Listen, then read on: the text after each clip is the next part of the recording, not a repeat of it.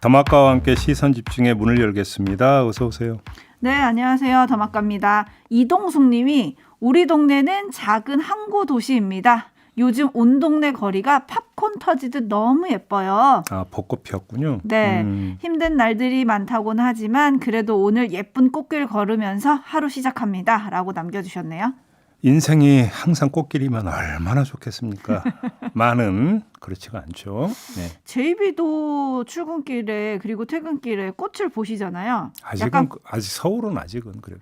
우리 동네 폈던데. 근데 여튼 꽃에 좀 눈길을 주는 편이세요?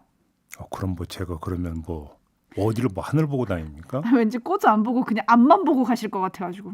그러면 좀 약간 있긴 하죠. 약간. 그러니까요. 좀 고개 들어서 하늘도 좀 보시고 꽃도 좀 보시고 그랬으면 좋겠다라는 말씀을 드리면서 네. 오늘 챙겨드릴 뉴스가 많습니다. 그래서 좀 빠르게 시작을 해볼게요. 뉴스와 분석이 함께한 JB타임즈 속보부터 좀 살펴볼까요? 네, 방금 전에 들어온 속보가 있는데요. 전두환 씨의 손자 전우원 씨, 이제 워낙 유명해져서 다들 알지 않습니까? 오늘 새벽 6시쯤에 공항에 도착을 했는데 경찰이 바로 체포를 했다고 합니다. 서울경찰청 마약범죄수사대가 체포를 해서 서울경찰청 마포청사로 호송을 했다고 하는데 어제 전우원 씨에 대한 체포 압수수색 영장을 이미 발부받은 상태였다고 하는데요. 왜 체포됐는지는 더 설명 말씀 안 드려도 아는 거 아니겠습니까? 마약 투약 혐의가 있기 때문에 지금 체포를 해서 마약 간이 검사 등을 할 예정이다. 이런 지금 속보가 지금 나오고 있는 상황입니다. 네, 근데 사실 어제 한국행 비행기를 탑니다라고 올렸을 때부터 오면 바로 체포되는 거 아니야? 근데 왜 막 이런 얘기 했었거든요. 근데 이렇게 될 줄 몰랐을까요?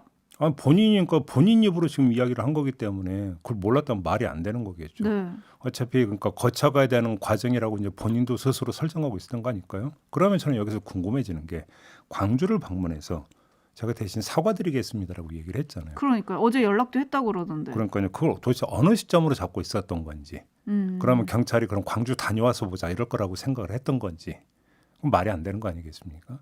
네. 근데 어쨌든 이렇게 체포돼서 조사를 받으면 구속영장이 신청이 될 거고 뭐 그 결정에 따라서 뭐 갈 수 있는지 없는지가 또 결정이 되긴 하겠죠? 구속영장 뭐 신청까지 할지는 모르겠지만 발부 여부는 좀 봐야 될 것 같고요. 그러니까요. 그건 좀 그 결과 보고 이야기를 하시죠. 네, 이렇게 속보 전해드렸고요. 제이비타임스 다음 주목할 뉴스 어떤 겁니까? 윤석열 대통령이 일본을 방문하기 직전에 김일범 의전 비서관이 사퇴했다는 소식 전해드린 바 있지 않습니까? 그랬죠. 그리고 어제는 이문희 외교 비서관이 교체가 됐거든요. 네. 근데 오늘 아침에 돌연 어떤 소식이 추가로 전해졌냐면 김성한 국가안보실장을 교체하는 방안이 대통령실 내에서 검토되고 있다.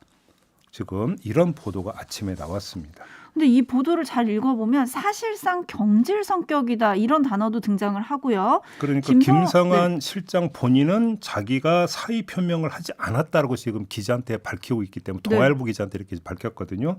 그러니까 본인의 사퇴가 아니라 교체가 된다면 경질의 성격을 띠고 있다. 이런 이야기가 되는 건데 여권 고위 관계자도 뭐라고 이야기를 했냐면 윤석열 대통령이 안보실장 교체를 두고 고심하는 것으로 알고 있고 사실상 경질 성격도 있는 것으로 안다. 이렇게 이야기를 했으니까 교체가 된다면 그거는 본인의 자의에 의한 게 아니라 경질 성격이다. 이렇게 봐야 되는데 배경 이야기도 지금 나오고 있습니다. 네. 한미 정상회담 일정과 관련해서 미국이 한국을 배려해서 특별한 일정을 제안했는데 이를 조율하는 과정에서 문제가 발생한 것으로 안다. 여권 핵심 관계자가 이렇게 이야기를 했는데요. 이건 동아일보 보도고 조선일보 보도는 더 구체적으로 전한 게 있어요. 한미 두 정상이 문화 행사를 함께하는 방안을 미국이 제안을 했는데 윤석열 대통령에게 이게 제때 보고가 되지 않았고 그래서 미국 쪽에 답신을 하지 않았고 그래서 그러니까 마침 미국을 방문한 외교부 당국자에게 미국이 도대체 어떻게 된 일이냐라고 물어봤고 그래서 외교부 당국자가 이 사실을 대통령실에 전했고 그래서 이게 도대체 어떻게 된 거냐라고 이제 조사에 들어가면서 김성한 안보실장 교체설까지 지금 이야기가 나왔다. 이런 이야기가 되겠습니다. 정리를 한다면. 그러니까 뭔가 안보실이 제대로 지금 돌아가고 있지 않다. 이런 이야기가 되는 거 아니겠습니까? 근데 지금 한미 정상회담이 한 달 정도 남았잖아요. 그렇죠. 네. 그런데 이게 왜 꼭 아주 중요한 해외 방문 일정을 앞두고 계속 비서관 내지 더 나아가서 수장까지 교체 이야기가 나와야 되는 거지. 저는 이걸 좀 잘 이해를 하기가 힘든 부분이 있고요. 그러니까요. 그리고 교체 이야기가 나왔으니까 하나만 더 이야기를 할까요? 일본 방문과 관련해서 과거사 문제. 어제 집중적으로 여러 언론이 보도한 게 있죠. 오늘 일본이 초등 교과서 검정 결과를 발표를 한다는 거 아니겠습니까? 네. 그런데 과거사 기술이 어떻게 되느냐, 그다음에 독도 문제가 어떻게 기술이 되느냐가 초미의 관심사가 될 수밖에 없는 건데 물론 아직은 예측 보도이기 때문에 뚜껑을 열어봐야 되겠습니다만 강제 동원이라고 하는 표현이 여기서 강제성이라고 하는 것들이 삭제가 된다. 이런 보도가 지금 나오고 있습니다. 그러면 윤석열 대통령이 미래를 열기 위함이라고 했던 그 이야기는 일본이 어떻게 받아들이는가요? 그러니까 측면에서 본다면 과연 실속 있는 이야기냐라고 하는 평가가 다시 나올 수밖에 없는 거죠. 우리 정부는 일본 측에 성의 있는 호응을 기대한다고 했는데 그 호응이라고 하는 게 이런 식으로 나와버리면 이른바 미래를 열겠다라고 하는 그 공언이 빗발이는 거 아니냐 이런 이야기를 당연히 따라붙는 거 아니겠습니까? 그렇죠. 그리고 만약에 이런 이야기가 따라붙는다라면 이 실무를 모두 조율했던 안보실 그다음에 외교부 어떻게 할 겁니까 도대체? 책임 물어야 되는 거 아닙니까? 그러니까요. 그래서 여기서 조금 더 부연 설명을 해드리면 좀 기억할 게 있는데 일본 정부가 2년 전에 종군 위안부와 강제 연행이란 용어를 삭제하는 게 적절치 않다는 가계 결정을 내렸고요. 이듬해 고교 교과서에서 두 표현을 다 삭제를 했습니다. 그래서 오늘 어떻게 할 거냐라는 얘기가 나오는데 나오는 얘기를 보면 강제로 끌려왔다 대신에 참여했다. 이렇게 기술할 가능성이 지금 높다는 거거든요. 강제로 끌려왔는데 참여했다고요? 이게 말이 되나요? 강제로 끌려왔다를 참여했다로 바꾸겠다는 얘기 아닙니까? 네? 그리고 자원했다. 이런 내용으로 바꾸겠다는 거 아닙니까? 일본은 그러니까요. 계속 그 강제 동원에 대해서 우리는 강제로 끌고 간 적이 없고 당시 조선인들이 돈 벌려고 지원했던 거 아니야. 이렇게 지금 계속 강변을 해왔던 거 아닙니까? 그러니까요. 그 얘기를 지금 교과서에 담겠다라는 거 아니겠습니까? 그럼 이게 성의 있는 호응이냐고요, 도대체. 그러니까요. 그 교과서로 배우는 아이들이 한일의 미래를 여는 거 아니겠습니까? 그 외교부 당국자가 일희일비할 일이 아니라고 이야기를 했다고 하는데요. 이건 일희일비할 게 아니라 계속해서 비판하고 감시를 해야만 되는 사안이잖아요. 그런데 정부가 이런 식으로 넘겨버리면 일본은 고삐 풀린 망아지가 되는 거 아니에요. 아, 잠시만요. 우리 외교부 당국자가 그렇게 말했다고요? 정부 당국자가. 오호. 정부 당국자라고 한다면 그러면 행안부겠습니까? 법무부겠습니까? 일일비 하셔야 될 것 같은데. 일희일비할 게 아니라 일관되게 분노해야 되는 사안이라는 말씀을 드리는 겁니다. 그렇죠. 김병호님이 일본의 미래지 우리의 미래는 아닌 것 같습니다라고 해주셨는데요. 네. 그렇지 않길 바라겠습니다. 그리고 만약에 일본이 정말 지금 예측되는 대로 이런 교과서를 내겠다고 한다면 우리 정부가 어떻게 대응하는지도 저희가 시선 집중하도록 하겠습니다. 뉴스와 분석이 함께하는 제이비타임즈 다음 주목할 뉴스 어떤 건가요? 어제 가장 핫했던 인물 가운데 한 명이 한동훈 법무부 장관 아니겠습니까? 헌법재판소가 이른바 검수완박법 유효결정 이후에 여러 논란에 대해서 입을 열었기 때문인데 오늘 이 자리에서는 한동훈 장관의 딱 두 마디만 들어보겠습니다. 먼저 들어볼 말은 민주당 일각의 탄핵 주장에 대한 한동훈 장관의 입장입니다. 들어보시죠. 저는 탄핵이란 말이 민주당 정치인들이 기분에 따라 그렇게 함부로 쓸 수 있는 말이 된 것에 대해서 안타깝게 생각합니다만 저는 법무부 장관으로서 꼭 해야 할 일을 한 것이기 때문에 당당하게 응하게 했습니다. 다음은 이른바 검수 원복 시행령 존폐 문제에 대한 입장인데요. 들어보시죠. 저희가 개정한 시행령이 국민을 범죄로부터 보호하기 위해 더 중요해졌다고 생각합니다. 도대체 깡패, 마약, 무고, 위증 사건을 국민을 위해 수사하지 말아야 될 공익적 이유가 도대체 뭡니까? 왜 도대체 원래대로 회복돼야 되는 거죠? 저는 왜 그걸 없애야 하고 왜 국민을 범죄에 노출시켜야 하는지 오히려 묻고 싶습니다. 네, 짚을점은요? 한동훈 장관의 화법 요것만 집중해 보겠는데요. 자, 지금 들어보신 대로 법률어를 일상어로 바꿔버림으로써 논점을 비트는 화법을 쓰고 있다.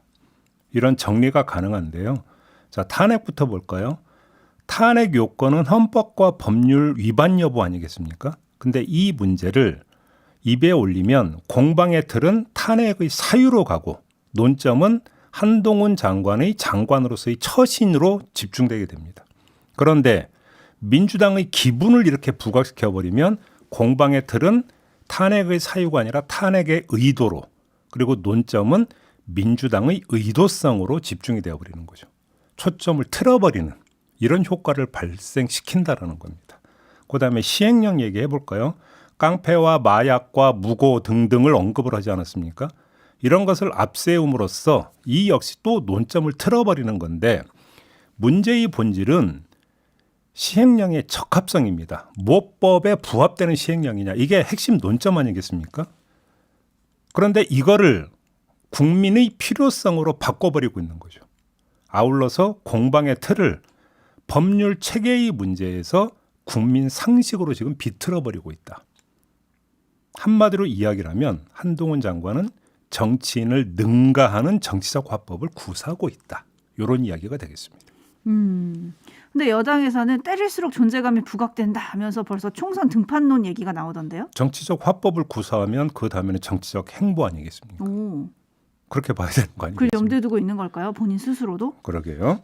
오호, 좀 궁금한데 그거는 잠시 후 유상범 의원에게 좀 물어보도록 하고요. 저희가 지금 이 시간에는 한동훈 장관의 두 마디에 집중을 했지만 잠시 후 2부와 3부에서는 헌재 결정 이후에 나오는 여야의 서로 다른 판단 그리고 후속 조치 뭐 이런 것들에 대해서 인터뷰로 짚어보도록 하겠습니다. 네. 계속 시선 집중해 주시고요. JB타임즈 다음 주목할 뉴스는 오디오로 먼저 만나보시죠. 민당 당직 개편을 단행했습니다. 통합, 탕평, 안정을 고려해서 개편을 했다는 말씀 드리겠습니다. 송갑석 의원을 지명직 최고위원으로, 정축위 의장에 김민석 의원을 정책위원회 수석 부의장에는 김성주 의원을 디지털 전략사무부총장에 박상혁 의원을 전략기획위원회 위원장에 한병도 의원을 수석 대변인에 권칠승 의원을 임명했습니다. 강선우 의원이 여성 대변인으로서 임명이 됐습니다. 당장 비이재명계 의원들은 이 대표의 거취 결단이 없는 인적 쇄신은 허울뿐인 개편이라고 반발했습니다. 지금 사태의 본질은 이재명 대표인데 이번 당직 개편은 그냥 시간 벌기용, 호도용 또는 신용하고 변죽한 용도에 불과하다. 네, 앞서서 박성중 민주당 대변인은 통합, 탕평, 안정을 얘기를 했는데 네. 마지막에 들으신 목소리는 민주당 이상민 의원이거든요. 네. 좀 비판을 하고 있는데 포인트를 좀 짚어볼까요? 지금 언론은 어디에 초점을 맞추고 있습니까? 사무총장 유임에 지금 초점을 맞추고 있지 않습니까? 네. 비명계에서는 조정식 사무총장의 유임을 빌미 삼아서 한계 있는 개편으로 평가절하하고 있다. 이런 소식을 전하고 있습니다. 그리고 친명계에서는 조정식 총장의 유임 이유를 안정적 총선 관리로 들고 있다는 소식도 함께 전하고 있는데, 그러니까 논의의 초점을 당직 개편의 핵심을 사무총장 교체 여부로 놓고 교체가 되지 않았기 때문에 한계 있는 당직 개편이다. 이 점을 언론이 지금 부각을 시키고 있더라고요. 자, 그러면 이걸 어떻게 볼 것인가? 이걸 봐야 될 것 같은데, 요렇게 보기에는 약간 묘한 구석이 하나가 있던데요. 그걸 좀 보도록 하겠습니다. 묘한 구석이요? 조금 전에 들었던 목소리의 주인공 박성준 대변인이 기자들과 문답을 주고받는 과정에서 사무총장이 개편 대상에서 빠지면 개편에 큰 의미가 없지 않느냐는 질문에 이렇게 대답을 했거든요. 들어보시죠. 내년 총선을 위해서는 사무총장이라는 것이 당의 살림을 꾸리면서 실질적으로 안정에 가장 또 방점인 자리가 사무총장이기 때문에 조정식 사무총장이 그동안의 5선 위원으로서 일을 잘 해오셨고요. 또 사무총장으로서 안정을 추구하면서 당내 화합을 이룰 수 있는 적임자라는 평이 많았습니다. 사무총장이 개편 대상에 빠지는 개편에 큰 의미가 없지 않느냐라는 그런 지적들이 많았는데 그런 부분에 그렇지는 않고요. 이번에는 이제 내년 총선이 있기 때문에 전략기획위원장도 매우 중요한 자리입니다. 그래서 한병도 의원이 여러 경험도 있었고 그런 측면에서 임명이 되셨고요. 네, 사무총장 교체가 안 된 이유를 묻는데 전략기획위원장 자리를 지금 강조를 하고 있지 않습니까? 박성준 대변인이 요걸 좀 잘 읽을 필요가 있는 것 같은데 왜 이 점을 강조를 했을까? 전략기획위원장이라는 자리는 말 그대로 당의 전략을 짜는 자리입니다. 특히나 선거 국면에서의 전략기획위원장의 역할은 상당히 크거든요. 판을 읽고 거기서 핵심적인 선거 전략을 짜내고 선거 전략을 짜내야 전략 공천 문제하고 연결이 되기 때문에 선거에 있어서 어떤 브레인 어떤 역할을 하는 것이 바로 전략기획위원회다. 이런 얘기들이 일반적으로 하는데 이 자리에 한병도 의원은 문재인 정부에서 청와대 정무수석도 지냈던 사람이니까 이른바 친문계로 분류되지 않느냐 이런 걸 바탕에 깔고 친명계는 아니다. 그런데 선거와 관련해서 핵심 자리인 여기에 지금 한병도 의원을 앉힌 거 아니냐. 박성중 의원은 이 점을 강조를 함으로써 총선 관리라고 하는 것들을 친명 중심으로 일방적으로 끌고 가지는 않을 것이다라고 하는 뜻을 여기에 깔고 지금 이야기를 하고 있는 것 같습니다. 다시 말해서 한병도 의원 전략기획위원장 기용을 강조를 했다는 것은 나름의 타협책을 제시한 것이다. 요걸 지금 강조하고 있는 것으로 해석을 해야 될 것 같은데 문제는 이 타협책에 대해서 비명계가 전면 반발하고 나설 가능성은 높지 않다라는 현실이 있습니다. 왜 그러냐면 언론이 사무총장 문제에 집중하는 이유는 총선 공천 관리 때문 아니겠습니까? 근데 지금까지 비명계는 우리가 공천 문제 때문에 이재명 대표의 문제를 제기를 한 게 아니라고 계속 주장을 해왔습니다. 기억하시죠? 근데 그런 비명계 입장에서 사무총장 문제를 전면적으로 제기하고 나서면 어떻게 되는 겁니까? 문제의 핵심은 공천이었구나. 이걸 자인하는 결과가 되어버립니다. 그렇기 때문에 조금 전에 들으신 대로 이상민 의원이 이 당직 개편을 비판하면서 공정한 공천 관리를 이야기한 게 아니라 이재명 대표의 사퇴를 거론한 이유가 뭐 어디에 있느냐를 잘 볼 필요가 있는 겁니다. 그러니까 언론은 사무총장 교체를 당직 개편의 핵심 문제로 설정하고 보도를 하고 있지만 현실 전선에서는 사무총장 유임 여부가 전선의 주된 이슈로 떠오르기가 쉽지가 않을 것이다.